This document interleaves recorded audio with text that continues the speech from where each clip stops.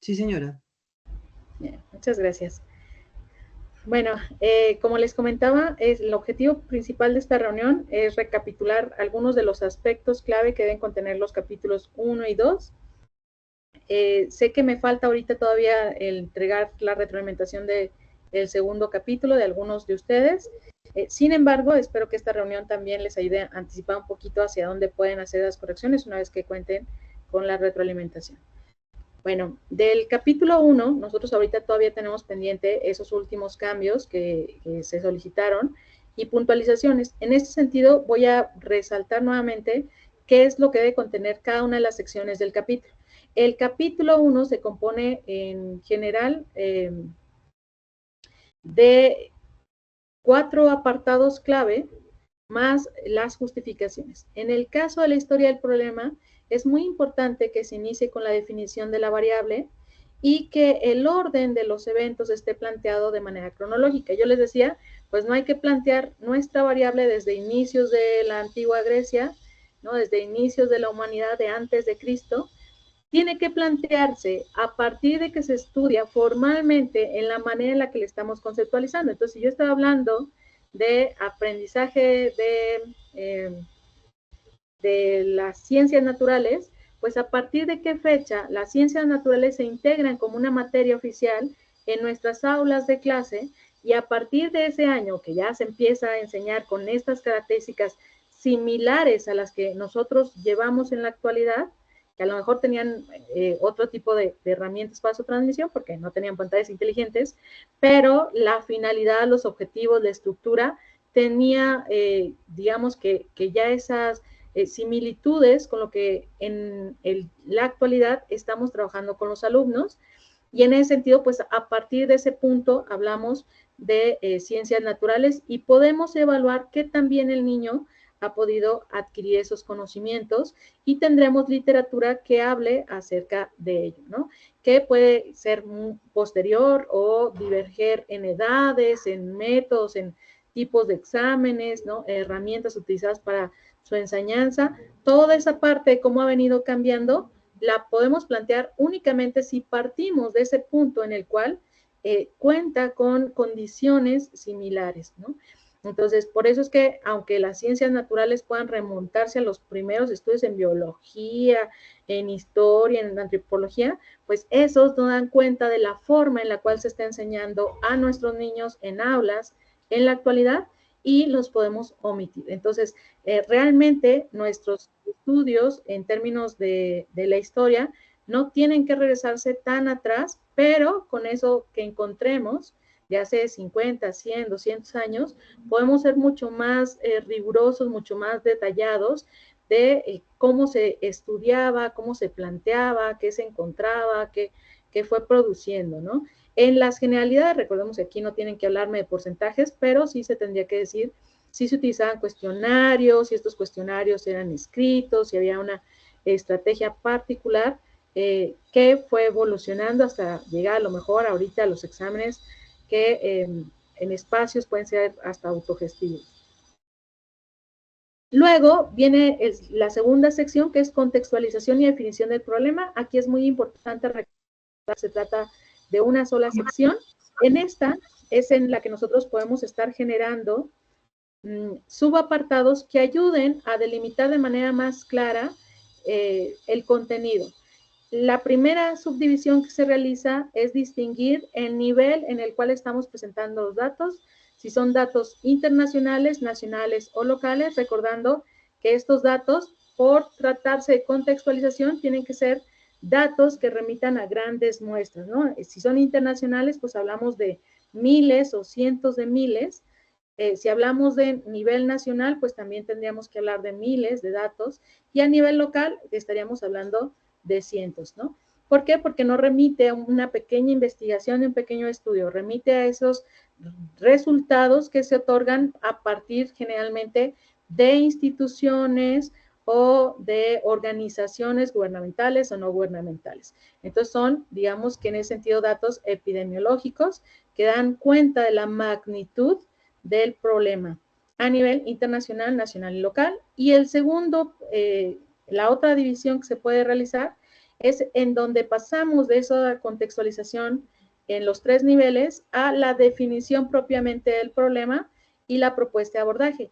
Esta definición o delimitación del problema se va a centrar simplemente en resumir o retomar la información previa para decir, bueno, entonces, dado el entendido, ¿no?, de la comparativa local, nacional e internacional, podríamos identificar que el problema remite a y hacer toda la argumentación que diga en dónde está el problema. Podemos agregar citas, pero la definición del problema como tal o la delimitación no debería volver a agregar datos, porque todo eso se agregó en contextualización. Entonces, es muy importante que cuidemos que el apartado cubra correctamente la información que le corresponde. La definición del problema se va a dar una vez que presentemos los datos en si se trata de un asunto de producir mejores evaluaciones, de producir cambios en un entorno, de crear materiales que fomenten la adquisición de ciertos conocimientos, que pregunta, que puntualice, que genere qué conocimiento, ¿no? Analizar variables en conjunto que hasta ahorita se han ignorado, se han medido de forma exclusiva en un país, en una población, y que nosotros por condiciones sociodemográficas, históricas, económicas, culturales, no podríamos asumir como generalizables y entonces requerimos tener nuestro propio dato, ¿no? Y entonces es ahí donde se define el problema. Si decimos a nivel internacional hay estudios muy padres, pero a nivel nacional y local casi no hay nada, pues eso también nos justifica, ¿no? Entonces, esa definición del problema tendrá que decir cuál es el problema y un poquito, insisto, señalar cómo hacer su abordaje. Si va a ser un estudio descriptivo, ¿no? Y entonces enfatizar qué necesitamos seguir estudiando y el por qué un poquito. Si va a ser correlacional, pues decir por qué estas dos variables deberían estudiarse de manera unida, en conjunto. Y si va a ser de intervención, pues decir por qué lo que hay no es suficiente para promover o por qué necesitamos promover ciertas habilidades, competencias, destrezas, ¿no? Aprendizajes en el alumnado o en el docente. Entonces, ahí recae la definición del problema. Y por otro lado, tenemos la parte de las preguntas hipótesis. Estas se plantean de forma como apartados independientes, sin embargo, tienen una relación muy directa. Recuerden que en el caso de la pregunta general, esta debe delimitar claramente el tipo de estudio a la hora de que presentan las variables. Si las variables hablamos de cómo se asocia A con B, pues ya sabemos que es un estudio correlacional. Si hablan de comprender de mejor manera el fenómeno o estudiar de manera más exhaustiva, tal, ¿no? Pues ya sabemos que es descriptivo. Si hablamos de caracterizar, si hablamos de profundizar en las percepciones, es descriptivo, ¿no?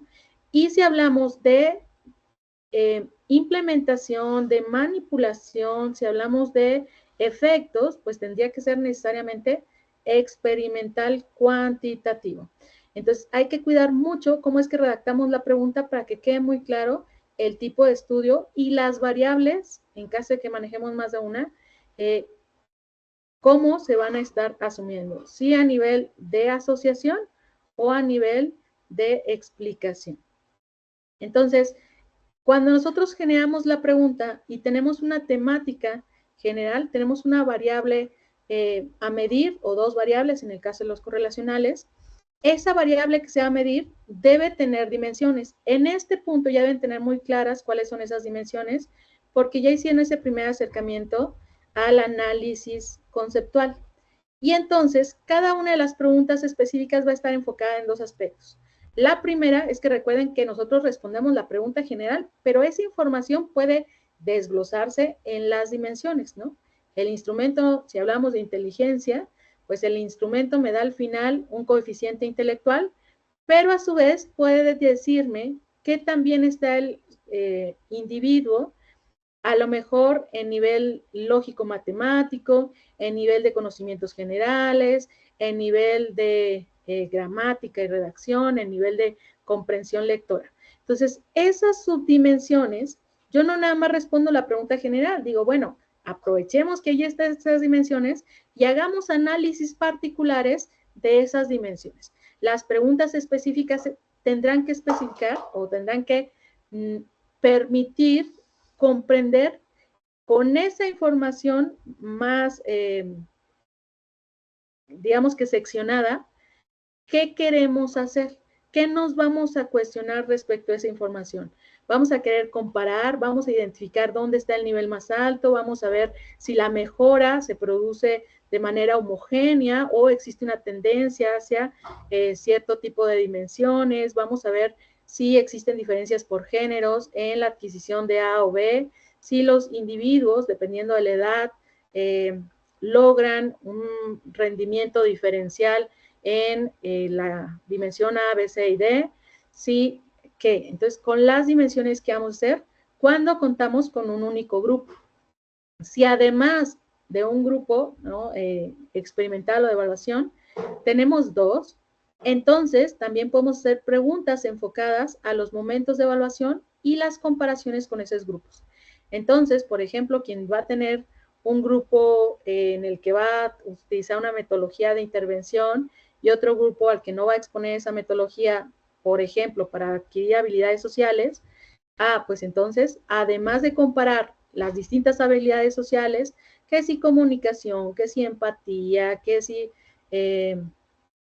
conductas prosociales positivas, bueno, de esas habilidades sociales, en específico, ¿qué compararía entre los grupos? Pues a ver si o las mejoras en el post-test, entre el grupo experimental y el grupo sin exposición, son significativas, ¿no? Vamos a comparar si en un primer momento los grupos presentan un mismo nivel de habilidades sociales, ¿no? Vamos a comparar si las distintas habilidades sociales se presentan de manera similar en el post-test o hubo modificaciones en alguna en particular entre el grupo control y el grupo experimental. Y así sucesivamente. Si tenemos tres grupos, pues ¿cuál de los tres grupos le fue mejor? ¿Al grupo sin intervención, al grupo con intervención solo con materiales o al grupo con intervención y además un espacio asincrónico de tutorías o una retroalimentación formativa? Entonces, aquí las preguntas específicas tienen que ir a eso. No traten de hacer otras preguntas, ¿no? ¿Por qué es muy importante cuidar esa parte? Porque si no, parecería ser que su estudio no logra tener suficiente valor por sí solo y nos andamos inventando preguntas que atañen a otras variables, a otros efectos. Si yo estoy estudiando adquisición de habilidades sociales, no tendría sentido que hable de qué motiva al sujeto para estar en el taller, motivación intrínseca, extrínseca o alguna otra, ¿no? Exógena. Porque dirían, bueno, pero es que tu estudio es sobre habilidades sociales, ¿por qué meter motivación? Eso no es una habilidad social. No, pues es que para complementar, para hacer un estudio así chiquito, chiquito, eso no es una pregunta específica. Eso es otro estudio que a lo mejor tiene un alcance pequeño, pero sin importar el nivel al que midamos el alcance, hay otra variable, tendría que tener otros estudios, tendría que tener otros elementos. Siempre piensen en las preguntas específicas de si ya contestaron el cuestionario, ¿sí? Y ese cuestionario me va a responder mi pregunta general, ¿cómo le puedo hacer para que esa información sacarle más jugo? ¿Sí? Sacarle más pulpita. Ya me contestaron esos cuestionarios. No debería agregar ningún otro cuestionario adicional para generar mis preguntas específicas. Porque como lo dice la propia pregunta, son indagaciones particulares, ¿no? Más moleculares de los datos. Entonces, no sientan que tienen que hacer 25 aplicaciones para que un estudio sea relevante. Dentro de la propia información que ya tienen, lo que se hace es, digamos que dividirla para generar nuevos objetivos particulares que nos ayuden a enriquecer la comprensión del fenómeno a través de esa única o esas únicas mediciones. Entonces, esa parte hay que cuidarla mucho. Y finalmente, recuerden que las hipótesis son respuestas tentativas a su pregunta de investigación. En este caso, solamente estamos haciendo hipótesis para la pregunta general. Entonces, a veces sus hipótesis no coinciden en absoluto con la pregunta general o tenían una consistencia muy rara. Entonces, mi sugerencia, antes de plantearlas en separado, ustedes pongan la pregunta y abajo pongan cómo se contestaría. Si yo dije, no, ¿qué mejoras se producen en las habilidades sociales de los niños de quinto de primaria cuando son expuestos a un taller de desarrollo de habilidades sociales a través de una modalidad virtual, ¿sí? Ahí está mi pregunta de investigación. Pues la respuesta, ¿no?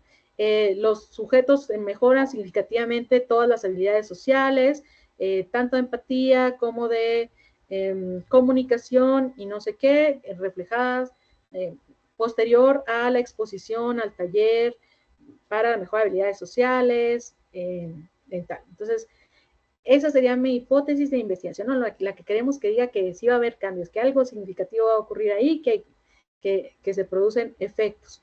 Y la nula, ¿no? Los estudiantes, después de ser expuestos a un taller para el desarrollo de habilidades sociales a través de un espacio virtual, no modifican sus habilidades sociales. Listo. Eso es muy importante porque si ustedes ponen algo que no tiene relación, pues realmente esas hipótesis no coinciden. En la mayoría de los casos son modificaciones menores, no se preocupen, si ya dijimos que está bien la hipótesis o si consideran que hay que hacer algún pequeño ajuste en la pregunta, porque ahora que ya llegaron a la parte, ¿no?, de antecedentes, hay mayores elementos que les permiten extender las preguntas o puntualizarlas, adelante. Pero asegúrense que esa coherencia se mantenga y que no estemos preguntando cosas distintas. Después de esto, simplemente el apartado de justificaciones. Recuerden que solamente se divide en 3 aspectos: teórica, metodológica y social. En la teórica tenemos que decir, dada la teoría con la que yo me voy a manejar, que en este punto ya debieron haber propuesto claramente una teoría, ¿sí? ¿Qué aportaciones le va a dar? Si yo voy a trabajar con Vygotsky, ¿por qué el trabajar con habilidades sociales desde la postura de Vygotsky, esa información va a retribuir al extendernos? Ah, porque a lo mejor, aunque la dinámica de interacción desde la postura de Vygotsky se vea en presencial, el hecho de que podamos gestar ese proceso de adquisición en una modalidad remota en donde la interacción no resulta asincrónica, pero la mediación entre el experto y el sujeto aprendiz es existente y se enfatiza mediante la retroalimentación, mediante la atención a dudas, mediante entonces podríamos probar que la teoría no requiere esa restricción física y temporal que Vygotsky planteó en sus estudios iniciales, en donde pues estaba muy centrado en esa modalidad porque no existía el Internet. Ahora podríamos saber que ese tipo de adquisiciones, esas mediaciones, a través de otros procesos virtuales puede gestionarse. Ahí está su aportación teórica. Entonces, podrían crear, si logramos, ¿no?, si nuestra hipótesis resulta, pues podemos crear un nuevo concepto que se agregue a la teoría y entonces podemos generar a lo mejor el concepto de mediación virtual. Eso es una aportación a la teoría. Si nosotros hablamos de aportación metodológica, ¿qué tiene de innovador la forma en la cual vamos a evaluar o a implementar metodológicamente, ¿no? Pues no basta con decir, ay, vamos a hacer un cuestionario muy bonito que esté validado. Bueno, sí, pero ya hay muchos cuestionarios bonitos y validados.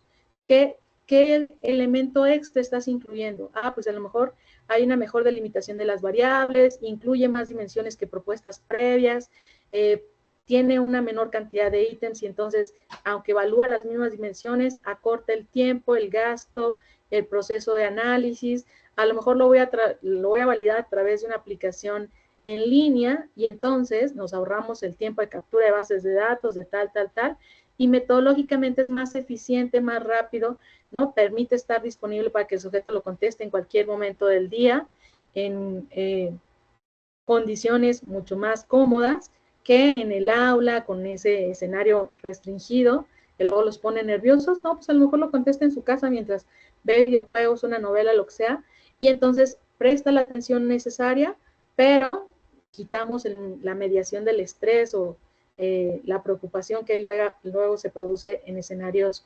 de aplicación lápiz y papel por como hemos entrenado a nuestros niños para que los exámenes no les gusten. Entonces, hay muchas estrategias que ustedes a nivel metodológico podrán considerar. Puede ser que la selección de la muestra va a tener alguna particularidad, que la intervención va a incluir una variable que no se había considerado, que si nosotros estamos diseñando una estrategia que evalúe en múltiples momentos y no solo uno, nos permite poder visualizar la progresión en la adquisición de las habilidades, en lugar de solo un pretest, post-test. Y entonces, metodológicamente, ¿cómo podemos decir que la forma en la que vamos a medir o intervenir es mejor de lo que ya existe? ¿Sí? O genera alguna mejora particular. Y finalmente, pues a nivel social, ¿no? A la sociedad, ¿en qué le sirve esto? Bueno, si yo logro probar que la intervención, que esta intervención es mejor, podría más adelante impactar en la creación de políticas públicas, cambio en las dinámicas de aula, estudios posteriores podrían enriquecerse este conocimiento para gestar o implementar la estrategia. Si mi método ¿no? funciona y el instrumento termina siendo validado, pues podría utilizarse en aulas, en la evaluación de ciertos procesos, en terapia, en niños con capacidades especiales, para nivelar, ¿no?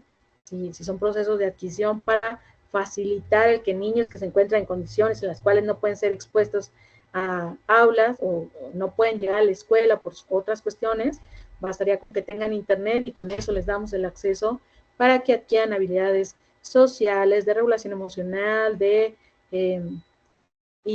un nuevo idioma, ¿no?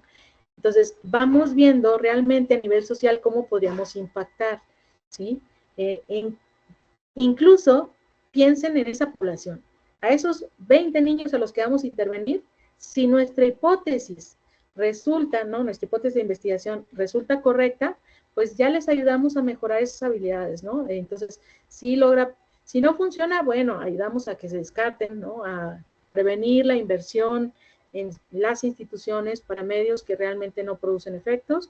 Entonces, si sale positivo, ¿no? Hacer los cambios o a proponer nuevos cambios, nuevas estrategias, nuevas investigaciones, y si no, pues a descartar esa variable como una variable relevante para el estudio del fenómeno. No pasa nada. También, como aportación, el conocimiento sirve sin importar si es significativo o si no se logra mostrar ningún cambio. Entonces, por ahí un poquito la parte de las justificaciones. Las justificaciones, al igual que la contextualización, es un apartado en el que ustedes deben crear subapartados para dar cuenta y claridad de que la distinción de los elementos existe, ¿sí? Y que es puntual, que no decimos, bueno, sé que hay muchas aportaciones, pero no sé cuál es cuál. No, aquí tenemos que dar total certeza y claridad de que tenemos muy definido cuál es la metodológica, cuál es la social y cuál es la teórica.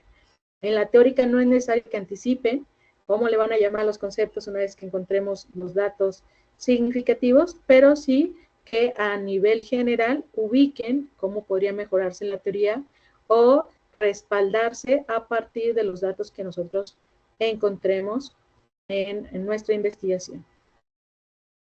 En el caso del capítulo 2, este únicamente tiene 3 secciones, ¿no? Voy a recapitular un poquito el contenido porque de pronto en algunos he encontrado que todavía existe un poco de confusión. Para la primera sección, teoría educativa, recuerden que es una única teoría. A veces las teorías se catalogan como los estudios, ¿no? Nosotros decimos que a nivel metodológico la primera clasificación para metodología es si es quali o quanti, ¿no? Si decimos, bueno, es quanti, ¿no? La quanti se divide en distintos diseños. Esos diseños, para facilitar su ubicación, se subdividen en 2 grandes categorías, ¿no? Los no experimentales y los experimentales, ¿no? De los experimentales, esos, por las características de control de variables, se subdividen en 3 categorías.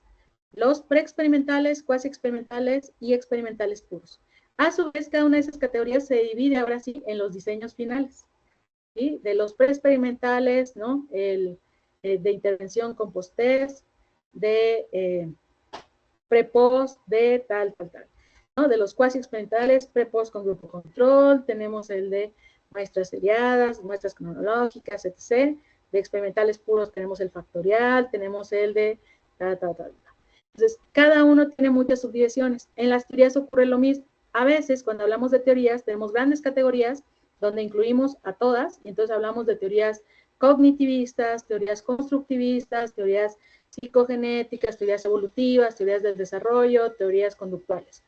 de esas teorías existen otras subcategorías, ¿no? Y entonces, en el caso, por ejemplo, de las teorías constructivistas, pues hay muchas teorías que por sus características se engloban en esta categoría, pero ni a nivel epistemológico, ni a nivel metodológico son consistentes. Plantean, ¿no? Insisto, solamente agrupan las teorías por generalidades. Que el sujeto es activo en la adquisición, casi todas dicen que es activo en la adquisición, ¿sí? Salvo el psicoanálisis que postula algo distinto y muchas evolutivas. Que el sujeto construye su propio conocimiento. La mayoría dicen que lo construye, ¿no? Que el conocimiento no surge de manera espontánea. El conocimiento espontáneo son teorías que fueron rechazadas hace mucho.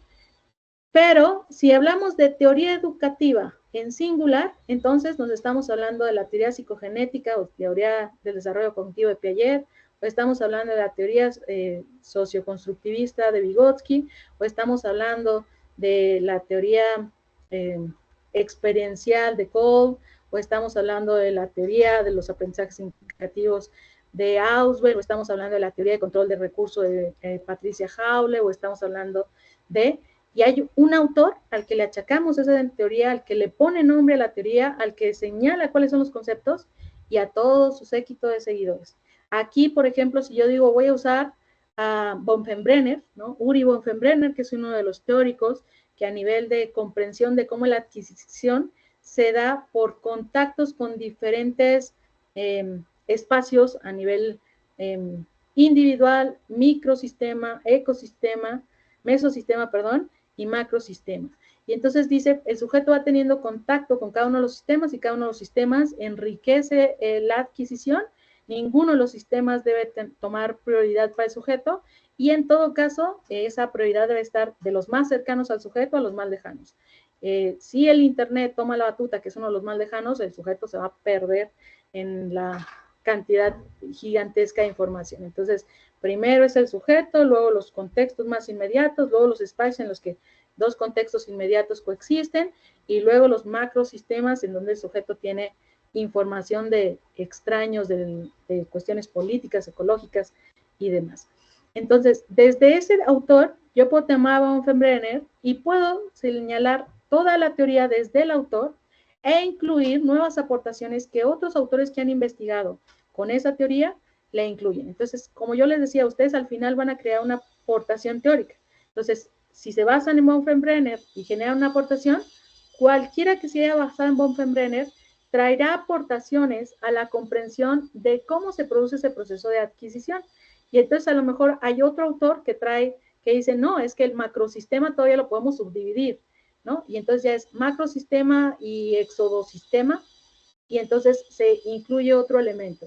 A lo mejor hay uno que dice, a nivel individual, aunque el sujeto sea uno, podemos subdividir los elementos en motivadores, en objetivos o metas de crecimiento, en las actitudes del sujeto, lo podemos dividir en elementos biológicos que inciden y dividir lo biológico de lo psicológico, y entonces por ahí gestar subdivisiones que otro teórico que investigó desde el modelo de Bonfenbrenner agrega y complejiza la forma en la cual desde ese autor podemos entender cómo es que el sujeto en la experiencia con el medio se va dotando de información y va utilizando esa información para responder correctamente al medio. No se vale mezclar teorías que no son compatibles. Yo no puedo decir, voy a usar Bonfenbrenner, ¿sí? Que me plantea que el sujeto, a partir de diferentes medios de contacto con los fenómenos, con el conocimiento externo, va gestando y al mismo tiempo decir que me voy a mover con Piaget, que Piaget lo plantea por estadios, ¿no? No es un asunto de quién te exponga la información, sino del orden en el cual el sujeto a nivel biológico está preprogramado para poder tener la habilidad de adquirir esa información y manejarla. Entonces, Piaget es súper cuadradísimo en que esto es por estadios y da igual si el niño tiene acceso a internet a los 2 años, en ese estadio él se va a enfocar en todo, ¿no? Sensoriomotriz y lo demás es circunstancial, es irrelevante para el desarrollo de procesos cognitivos, salvo lenguaje, ¿no? Y dota de elementos que a lo mejor inciden sobre pensamiento, pero no es el punto clave, ¿no? No le va a ayudar ni a aprender matemáticas más rápido, ni a conservación, ni porque esos son procesos que ocurren en otros estadios, ¿sí? Entonces, no son compatibles. No podemos decir, voy a usar constructivista y voy a mezclar todos los que me engloban en constructivista, porque sería tan erróneo como decir que yo voy a usar un diseño cuasi experimental y entonces no definir jamás realmente de todos los diseños que se engloban en la categoría de diseños cuasi experimentales, e igual en ratitos hablo de un prepost con grupo control, en ratito hablo de muestras cronológicas, porque no son lo mismo, no son compatibles, son elecciones metodológicas completamente distintas las que se generan. Si yo digo que voy a trabajar con una postura de Bonfenbrenner, que si digo que voy a trabajar con Piaget. Y si ahí nos vamos con todos sus autores, pues también, ¿no? No podemos hacer ese revoltijo, porque a nivel metodológico no habría forma de seleccionar el diseño correcto si no defino cuál es mi autor, porque esa teoría va a decir cómo se explica el aprendizaje. Y si se explica de una manera, entonces las condiciones que yo debo producir para gestar son unas. Las condiciones que debo producir para evaluarlo son unas, ¿no? Y se gesta de la manera B, entonces el tipo de estrategias que tengo que utilizar para evaluar, para medir, para intervenir, son otras completamente distintas. Y en esa disparidad, dos teorías no cuadran. Entonces, esta parte, de pronto, a algunos les ha costado mucho salirse de esa idea del englobado de categorías, de teorías plural constructivistas y asumirlas como solo una, de teorías plural cognitivistas y centrarse solo en una. Entonces, ¿qué hay que hacer? Hay que limitar solo una.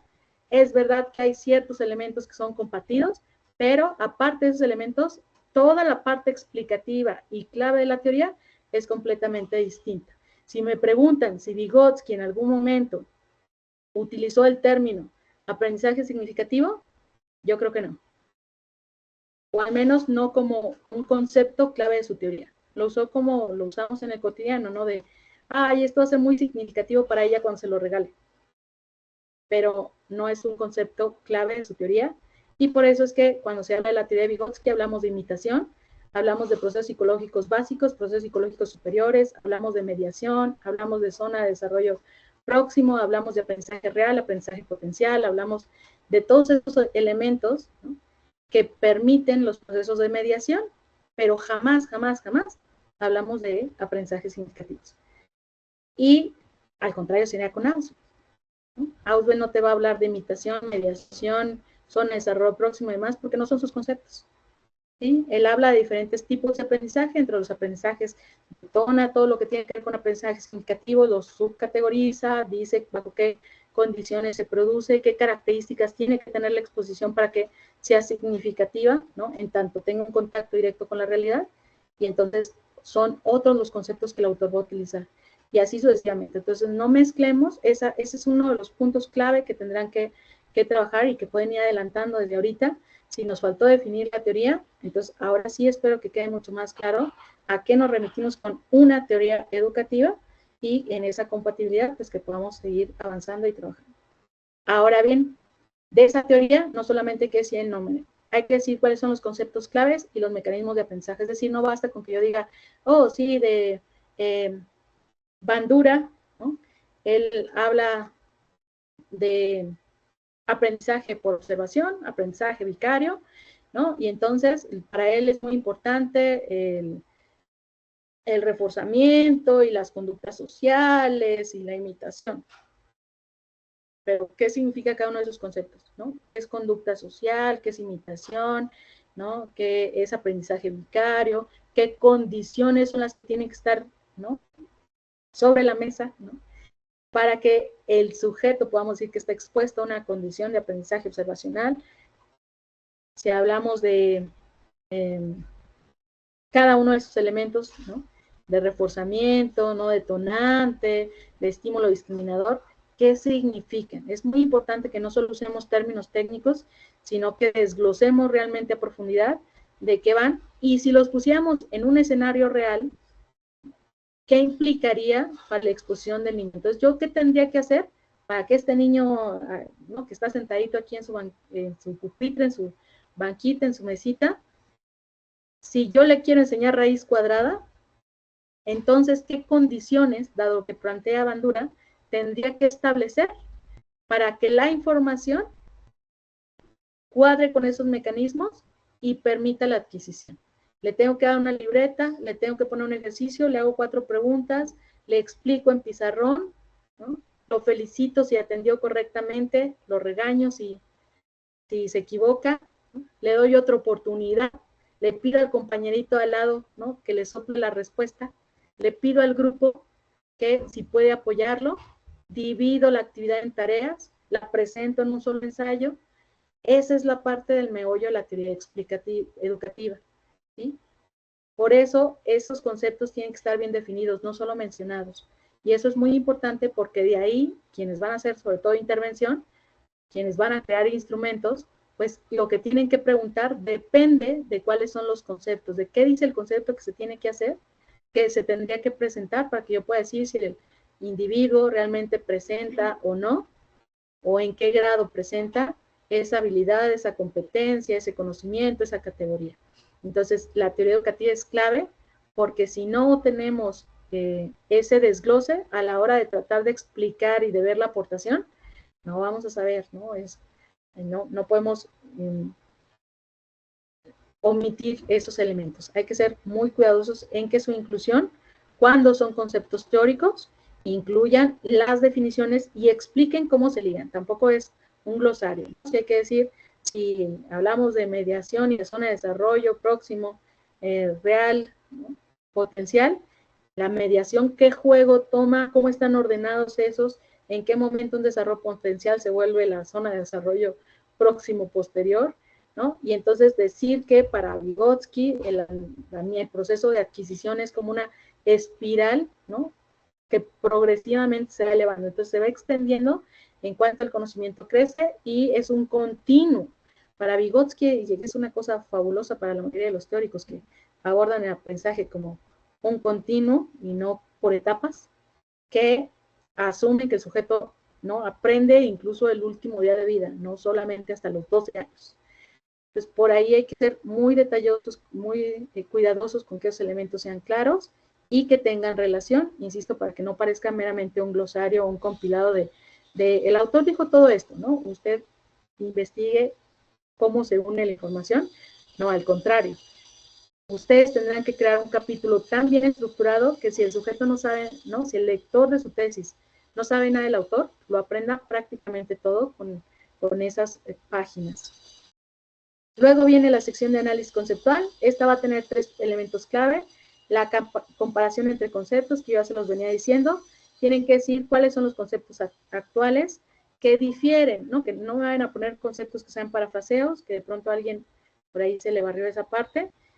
Tienen que ser conceptos que en su estructura y las dimensiones que plantean difieran. Una vez que los planteamos, definimos cuál es el concepto con el cual nos vamos a quedar a partir de esta comparación, de decir, esto tiene en común, en esto difieren, entonces al final yo me voy a quedar con el concepto B, porque tiene todas estas bondades, tiene todas estas ventajas, permite una mejor evaluación, o incluso la definición conceptual puede decir, ni la propuesta A, ni la B, ni la C. Yo tengo que crear la mía, ¿no?, que va a rescatar los elementos comunes y va a rescatar las bondades de cada uno de ellos y extiende la definición así, Entonces, creamos una nueva definición del concepto desde la cual nuestra tesis va a partir para establecer las dimensiones a partir de los aspectos clave de la definición que se tendrían que evaluar y los tipos. Si hablamos, por ejemplo, de agresión, bueno, definimos qué es la agresión. Dentro de esa definición ubicamos los elementos clave desde los cuales diríamos, bueno, este elemento entonces remite a la dimensión tal y la literatura sobre eso ha dicho A, B, C y D. ¿Por qué? Incluso si es un nuevo concepto, esas definiciones tendrían contenido, porque ese concepto no se crea de la nada, no me lo inventé. Sigue rescatando elementos de las otras definiciones que son comunes y por lo tanto esas dimensiones estarán enriquecidas con lo que esas otras definiciones proponían. Si yo me quedo solo con una, pues lo que ya se ha dicho de ese concepto, el autor que ya lo ha trabajado establecerá sus propias dimensiones Y en algunos casos hay tipos. Por ejemplo, la agresión puede tener distintas dimensiones, puede tener una dimensión directa, ¿no? En la cual la agresión involucre un contacto espacial y temporal entre el agresor y la víctima. Este contacto puede ser físico, mediado por objetos, como parte del proceso de agresión. Incluso puede ser mediado por lenguaje, ¿no? Si yo le digo una grosería al compañerito, pues no hay ni un objeto ni un contacto directo físico, pero el lenguaje es un elemento que nos permite compartir significados y que el otro se entere que lo acabo de ofender o intenté ofenderlo con la grosería. Y puede tener una dimensión también que sea indirecta, en la cual el agresor, al menos en un primer momento, es completamente anónimo para la víctima, ¿no? Y en ese sentido, a lo mejor seguimos compartiendo espacios físicos, pero mensajes amenazantes, el que yo le rompa todas sus libretas cuando no está en el salón de clases, o esas otras conductas en las cuales el sujeto no sabe quién, pero a alguien le está afectando. Entonces, es una dimensión completamente indirecta. Y los tipos, pues ya la podemos, esas dimensiones, a partir de ahí, en algunos casos los tipos pueden ser físico, verbal, relacional, a través de terceros, ¿no? Ciberbullying. Y entonces, vamos gestando, a veces las dimensiones y los tipos no necesariamente tienen que coincidir, ¿no? Dentro de las dimensiones puede haber tipos, subdimensiones, subtipos, sin mayor problema. Igual, cuando hablamos de categorías, lo mismo ocurre. Las categorías pueden tener dimensiones y pueden tener tipos. Eso la propia literatura lo define, no es algo que nos tengamos que inventar, ¿no? Entonces, hay que ver simplemente si cuando hablamos de dimensiones existe un concepto, existe información muy particular que caracterice. De los tipos, pues generalmente se remite a meramente la forma en la cual se va a presentar, casi que el indicador, ¿no? Si hablamos de un contacto físico a través de objetos, pues ya sabemos que es que le pegue, que lo muerda, que lo rasguñe, que lo empuje, mientras que una dimensión, insisto, indirecta, en términos de tipos, pues puede ser el esparcir rumores, el mandar mensajes anónimos, amenazantes o que generen algún tipo de situación incómoda para el otro, ¿no? El crear perfiles falsos. Entonces, por ahí los tipos terminan siendo muy claros, la propia literatura también lo señala, y como les digo, remiten más a conductas muy particulares que estamos observando y que dan cuenta de que se está presentando ese concepto particular, en este caso la agresión. Para este análisis no hay subdivisiones, eso es muy importante, ni en la teoría educativa ni en el análisis conceptual. Finalmente está el estado del arte. En este tampoco se recomienda hacer subdivisiones. Nosotros vamos a presentar de manera lógica, ordenada, vinculada a nivel argumentativo, entre 15 y 25 estudios, de los cuales por lo menos una cuarta parte debe estar en inglés. Y en esos estudios vamos a hablar un poquito de qué investigaciones anteceden a la propuesta que nosotros vamos a hacer. ¿Sí? Y entonces de esas investigaciones hay que dar algunos elementos generales de metodología, resultados y conclusiones. Es muy importante señalar que, como les decía, se ligan argumentativamente, se presentan de forma coherente, ¿no? Aunque es más extenso y hay aspectos muy puntuales que deben abordar, no significa que vamos a agregar una serie de resúmenes. Eso tachita, ¿no? Tiene que estar lógicamente vinculado. Cuando nosotros creamos subapartados, cortamos el argumento y entonces por eso es que no se recomienda. ¿Cuándo sería válido? Si ustedes explícitamente en la introducción describen de manera extensa, bien argumentada y bien justificada el por qué deciden agrupar los estudios que van a presentar en tantas categorías, ¿sí? Y cómo es que eso va a enriquecer la comprensión de la información que antecede a su propuesta de investigación. Si lo hacen así explícito, entonces de manera natural el lector, cuando vea las subdivisiones, va a ligarlo con esa explicación que dieron de, muy bien, sí, ahora vamos a ver este aspecto, ¿no? Y entonces va a tener sentido y la coherencia argumentativa se mantiene porque existe ese antecedente que explica que va a haber subdivisión. Esa subdivisión solo se justifica también si la extensión es por lo menos de 3/4, no se hacen subdivisiones cada media página, porque recuerden que cada subapartado, cada sección de su tesis debe iniciar con una introducción y finalizar con una conclusión. Esta introducción es de un párrafo, la conclusión es de un párrafo como mínimo, a veces las conclusiones requieren más de extensión, pero cuando nosotros hacemos un subapartado de 2 párrafos, no hay información suficiente para que nosotros tengamos elementos que nos permitan hacer una buena introducción, ¿no? Es de muy poquita información.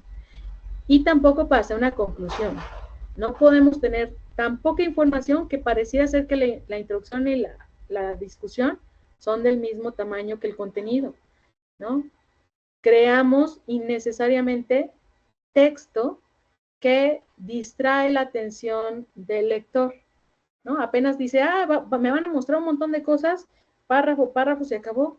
Eso a nivel argumentativo es una tachota, ¿sí? Entonces, por eso es que no se generan subapartados en el estado del arte, salvo, insisto, si los anticipan en la argumentación, tienen la extensión suficiente para que puedan crear una buena introducción que ayude a enlazar con el contenido previo, a aclarar cuántos estudios o qué características tiene nuevamente lo que se va a presentar y cómo abona la tesis, y una conclusión que permita resaltar, ¿no?, esos elementos que a lo mejor encontraron como deficiencias en común de los estudios, áreas de oportunidad, si lo quieren llamar así, o los aspectos que enriquecen a su propuesta para saber hasta dónde se extiende el conocimiento y qué es lo siguiente que debería hacerse para continuar con esas aportaciones a la ciencia. Es complejo, por eso yo sugiero no hacer subapartados. Pero también, si están presentes esos argumentos, le ayudan al lector muchísimo. Entonces, si alguno de ustedes se anima, nada más cuidar que todos esos elementos estén, porque una vez señalados, esperaría verlos, y no es algo que yo me esté inventando. Perfectamente las instrucciones indican que cada apartado o cada sección debe tener una introducción y una conclusión. Entonces, no hagamos subapartados que no pueden tener esos elementos. Y bueno, por mi parte, con esto concluiría ese breve resumen, y ahora sí, les cederé la palabra en el orden en el que le estén solicitando para resolver dudas sobre alguno de estos aspectos, alguno de estos puntos. Por ahí nada más les pediría que marquen su participación directamente en el espacio de participar. Lores, adelante. Sí, buenas noches.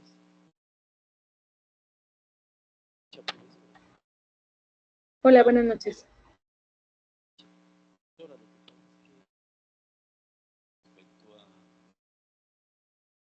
No te escucho, Lores. No sé si podías hablar un poquito más fuerte.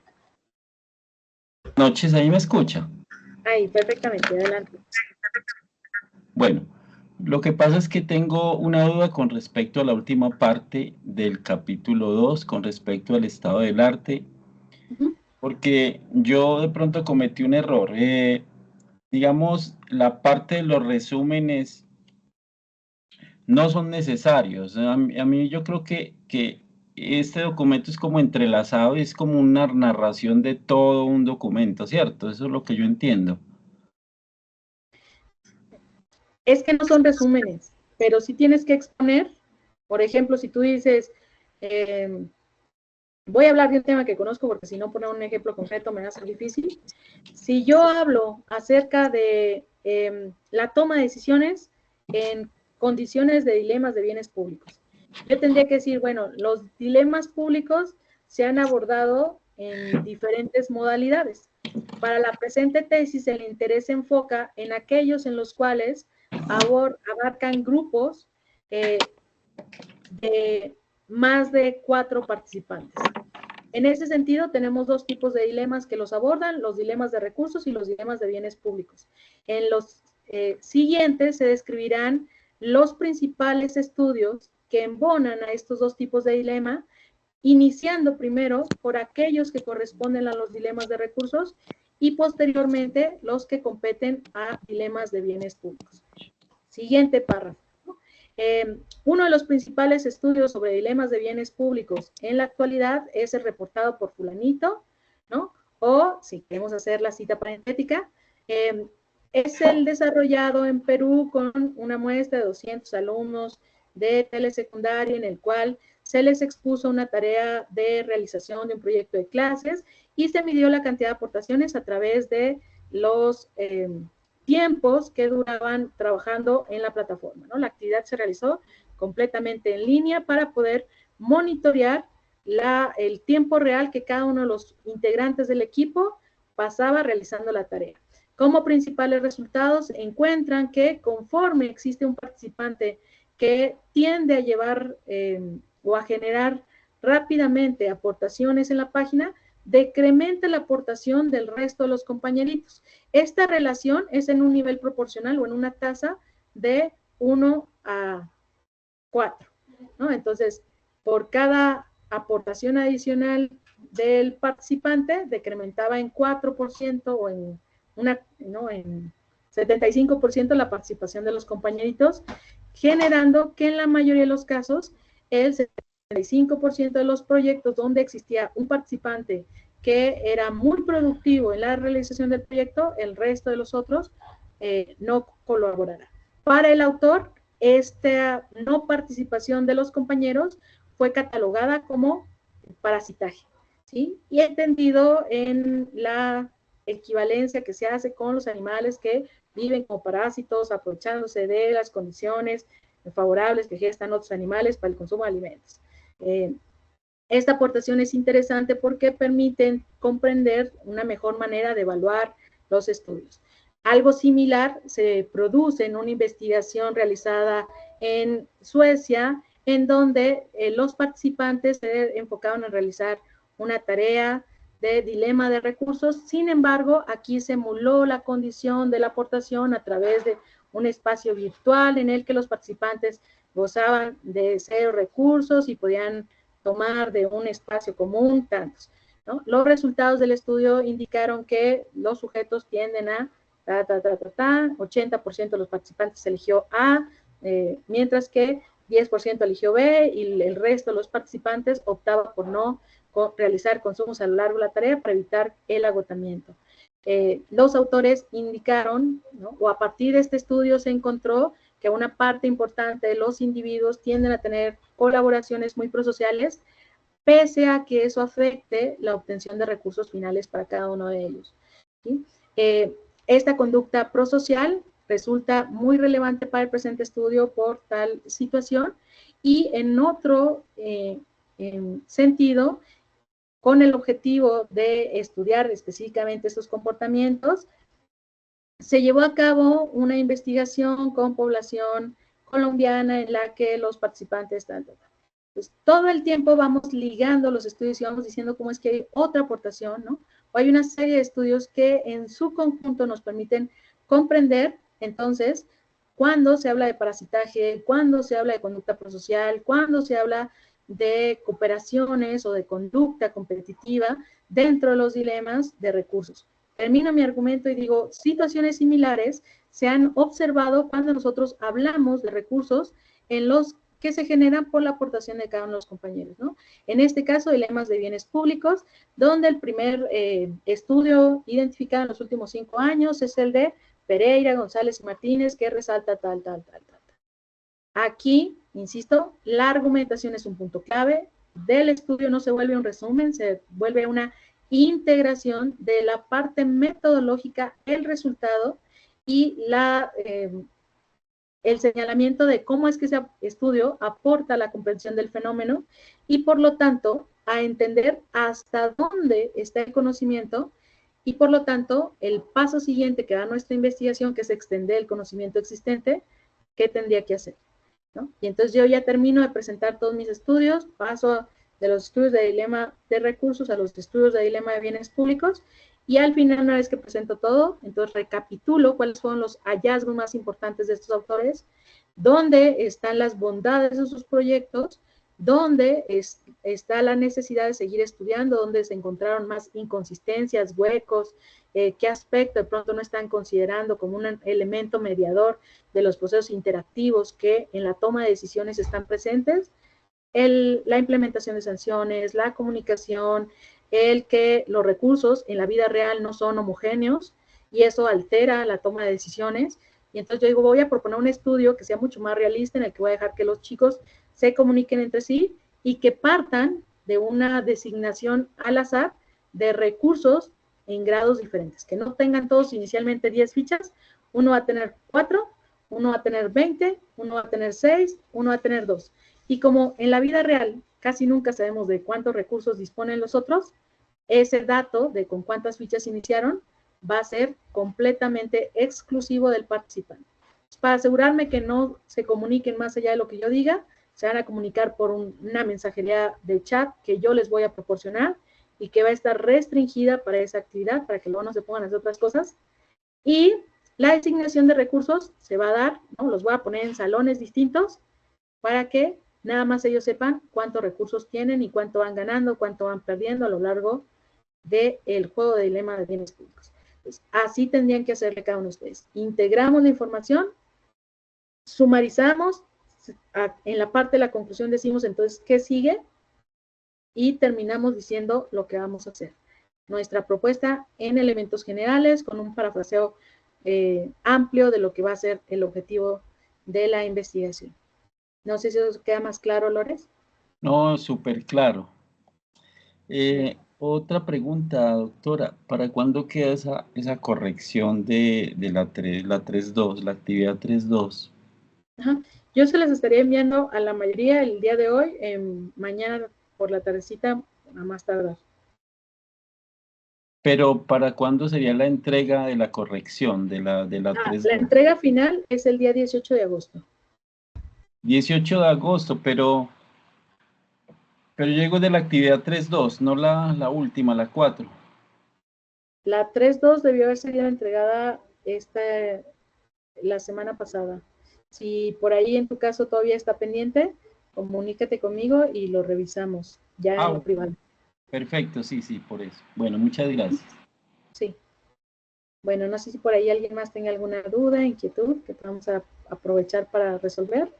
Francisco, adelante. Buenas noches, doctora, ¿me escucha? Sí, perfectamente. Buenas noches. Yo hice aquí, escuchando lo de la parte del análisis conceptual, hice dos divisiones, una de las dimensiones del rendimiento académico y otra sobre el rendimiento académico en ciencias naturales. Coloco pues lo que hice es de la introducción y la conclusión y lo consultado por los que hacen este tipo de investigación, pues me da para hacer estos apartados, pero no sé si eso conviene. Explico las razones de por qué hago el apartado de las dimensiones y explico también las razones de por qué lo hago en ciencias naturales, porque una de las preguntas en la primera corrección era esa: ¿lo aplico a todas las asignaturas o lo aplico a una sola? Entonces aquí hago una claridad de eso, pero pues realmente, viéndolo desde cómo lo expresas, no tenía sentido esto que yo acabo de hacer, de estos subapartados dentro del el análisis conceptual del rendimiento académico. Esa es la primera pregunta, esa es la primera inquietud, me asalta porque ya digo, ya tengo esa corrección del 3.2, pero pues leyendo esto, pues voy a tener que hacer otra vez esta corrección y adicionalmente colocar unos estudios empíricos más, porque me quedan faltando como 3 para lograr el objetivo de los 15 a 25. En ese sentido, pues también tengo un inconveniente. Tú me lo revisaste más o menos hace como 15 días y no he podido subir porque aparezco atrasado también para esa corrección del 3.2. Entonces, esas tres inquietudes, ¿tú qué me podrías decir ahí? Me tengo que poner de una vez a corregir esos subapartados, eliminarlos y dejar más bien solamente rendimiento académico. Bueno, aquí la subdivisión de primero explicar lo que es rendimiento académico, porque es poco probable que encuentres algo tan específico como rendimiento académico en ciencias sociales.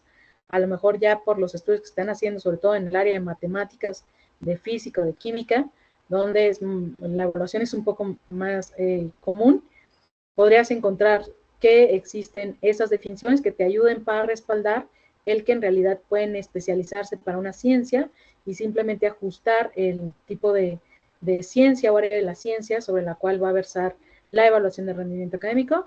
A mí me parece muy pertinente que en tu caso empieces asumiendo que el rendimiento académico es un concepto muy amplio que de manera posterior tiene que aterrizarse específicamente para el área de la ciencia, de ciencias naturales, que es con la que vas a trabajar. Es su palomita para ti. Lo único que sí es, hay que eliminar los apartados. Es muy probable que los subapartados, que cuando tú los quites, sientas que algo falta, ¿no? Que de pronto se brinca de un párrafo al siguiente y el cambio de tema suena muy drástico. Entonces, a veces con agregarle una pequeña frase al inicio del párrafo, ¿no? Como de considerando que el rendimiento académico conlleva todo esto, entonces su análisis para ciencias específicas tendrá que puntualizar en aquellos aspectos más relevantes, ¿no? Punto y seguido, y luego ya empiezas, ¿no? El análisis de rendimiento ¿no? El rendimiento académico, el rendimiento en ciencias sociales, tendría que definirse o se ha definido por tales autores como esto, ¿no? Y ahí, entonces no siempre requiere mucho trabajo el quitar esos títulos que hemos generado, solamente los quitas y ves si la redacción permite la fluidez o si hay que agregarle una o dos líneas para complementar y que la transición sea más coherente.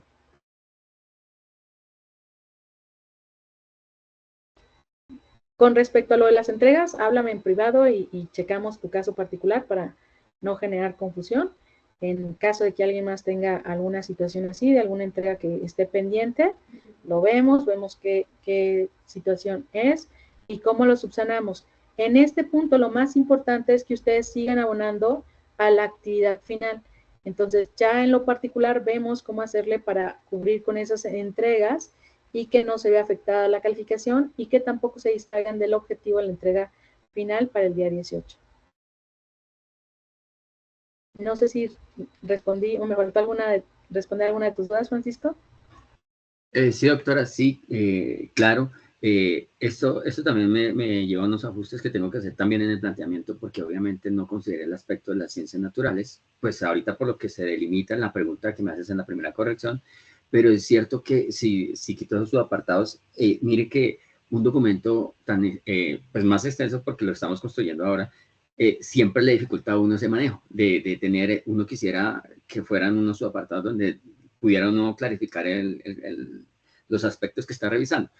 Entiendo lo que me dices y entiendo la corrección que hay que hacer, pero es bien complicado porque inclusive en la corrección preliminar de la teoría del aprendizaje autorregulado, yo coloqué dimensiones y me decían, no, pues que la teoría no tiene dimensiones, y eso a mí me costó muchísimo eso realmente, porque pues los teóricos hablan de las dimensiones, y entonces hice la construcción que acabas de decir, pero pensé que en el rendimiento sí podría separarlo. Ese es el problema que tengo ahí, y pues voy a seguir la recomendación, pero quedó muy claro todo lo que has dicho. Muchas gracias. Sí, en caso, insisto, de que alguno decida dejar alguna subdivisión, solo asegúrese que la extensión sea de al menos 3 cuartillas y con eso va a dejar suficiente contenido para hacer una introducción y una conclusión. Para las transiciones, también ahí con mucho gusto les apoyaré. No sé si alguien más tenga alguna duda adicional. Si no es el caso, bueno, entonces con eso haríamos por concluida la sesión. Les agradezco a todos el que se hayan dado algo de tiempo para asistir. Andrea Bravo, por ahí, surgió una duda, adelante. Sí, doctora, muy buenas noches. Es una duda con respecto a la nota del trabajo 3.2. Lo que pasa es que aún no está reflejado en plataforma. No sé si será de pronto que falte por enviar, no sé, esa es como mi duda. Y además de eso, pues no sé si de pronto vaya a existir de pronto alguna recomendación de su parte con respecto al 3.2 para la última entrega del 4.1. Sí, pues las recomendaciones son las que estoy abordando en toda la sesión. Si alguna no quedó muy clara, mi sugerencia, o si ingresaste de forma posterior, pues habrá que ver los primeros minutitos de la reunión. Con respecto a la retroalimentación, ya lo señalé, me faltan algunos todavía de subir, pero en el transcurso del día de hoy, a más tardar mañana por la tarde, estaré haciendo el agregado. Sin embargo, es muy importante que desde ahorita se vayan anticipando. Si yo ya estoy señalando que hay que delimitar marco teórico y las características para seleccionar correctamente una única teoría educativa y desglosarla, y nosotros ya sabemos que pusimos 4 autores de 4 teorías distintas, pues no es necesario que esperen mi retroalimentación para saber que eso hay que cambiar. Si tenemos subdivisiones en áreas que no corresponden, que no cubren el criterio de extensión, que no cubren los elementos argumentativos que las respaldan, pues desde ahorita lo pueden ir quitando. Para ir avanzando, de todas formas, ahorita, como traemos también las modificaciones del capítulo 1, pueden enfocarse en eso, en lo que yo termino la revisión, y pueden hacer el agregado de las correcciones, insisto, anticipándose ya estos elementos generales que deberán considerar todos. Pero sí, en breve les agrego esa última corrección a la actividad 3.2. ¿Surgió alguna pregunta adicional? Francisco, adelante. Sí, qué pena, doctora. ¿El privado que se refiere para comunicarme es el de plataforma móvil por mensajes? Sí. Gracias. A ver. Muy bien. Bueno, no sé si hay alguna pregunta adicional antes de cerrar. En caso de que no sea en este momento, no se preocupen, si surge ya con la creación del documento, con mucho gusto, le escriben a través de plataforma y lo vamos resolviendo. Yo creo que por la premura, porque ya estamos en el cierre, me voy a animar por única ocasión a compartirles en la unidad 4 en el foro mi número personal. Les voy a pedir, porque ya me ha pasado otras veces, que asuman ese privilegio con la responsabilidad, ¿no? Igual que con todo poder, todo privilegio también tiene muchas responsabilidades. Si uno solo de ustedes comparte mi número a un compañero que no corresponde al grupo, yo voy a cambiar mi número. Me ha tocado hacerlo en cada programa, porque no falta alguien que dice, ay, mi compañerito le está pasando algo, lo voy a dar el número privado de la tutora. Y la otra es, recuerden que aunque el espacio de WhatsApp puede facilitar un proceso sincrónico, no es un proceso sincrónico obligado. Entonces, si alguien me escribe a las 4 de la mañana, no espere que yo me levante a las 4 de la mañana a responder. Si alguien me escribe a las 12 de la noche, no espere que yo me levante a las 12 de la noche a responder. Si alguien me escribe a las 3 de la tarde, no espere que esté disponible a las 3 de la tarde. A lo mejor estoy comiendo en una cita, ¿no? Revisando una situación en una sesión aclaratoria con mis alumnos. Pues no es tan inmediato como se espera, y no significa que eso implique que no estoy dándoles prioridad a sus procesos. Significa que las circunstancias en ese momento no me facilitan. Pero en la medida de lo posible, asegurará, uno, que puedan expresar sus dudas de manera más extensa, porque les voy a pedir que cualquier duda se exprese a través de audio, ¿no? Así yo los escucho un minuto y es un montón de información la que me pueden proporcionar, y es mucho más fácil que yo clarifique por ese medio dentro de lo que alcance a captar de sus dudas. La otra es que pues va a dar quizá un poco también más de claridad, porque de pronto puede extenderme más que en un escrito. No quisiera enviarles 5 hojas, pero un audio de 3 minutos es fácil de que ustedes también lo puedan comprender, asimilar, y que no les absorba tanto tiempo el atender a las indicaciones ahí señaladas. Pero insisto, tampoco es, ¿no?, que se vuelvan sesiones inconstantes, ¿no? Si yo contesté un mensaje, no manden 25, 80, 75, uno por párrafo, porque si nos saturamos, también esa vía se va a bloquear. Entonces, en ese entendido, y pensando en poder favorecer más esta última etapa, si quieren confirmación de estoy eligiendo tal teoría y me encontré este concepto, lo agrego, cómo lo agrego, y ya yo les doy una explicación general. entendí este concepto así y creo que lo podría explicar de esta manera, ¿luz verde o no? Y ahí les digo, sí, luz verde, sí, pero ajústale aquí, no olvides señalar este otro aspecto, recuerda que ese concepto se liga con este otro. Si es tal teórico, considera que las implementaciones se van a hacer así, ¿no?